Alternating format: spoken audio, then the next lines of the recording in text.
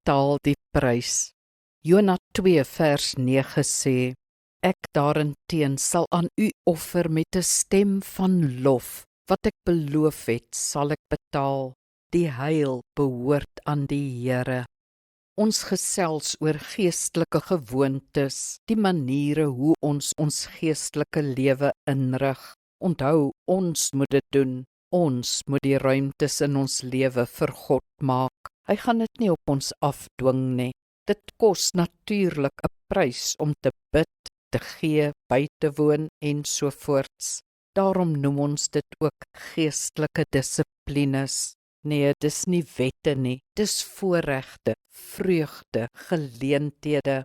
Geestelike dissiplines is nie die doel nie. Christus in my lewe is die doel. Ons streef nie na godsdienstigheid nie, maar na 'n lewende verhouding met God. Benader 'n tydjie vir gebed dus so, nie as 'n las nie, maar 'n lus.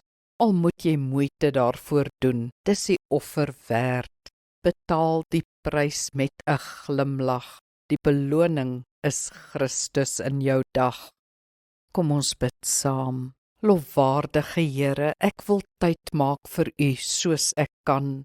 Ek lees reeds 'n daaglikse oordenking en bid, maar ek wil meer tyd afstaan. Help my om soggens vir 10 of 15 minute tyd met U te spandeer, of 'n ander tyd wanneer dit moontlik is. Help my om daarvan 'n gewoonte te maak. Amen. Die Here seën jou.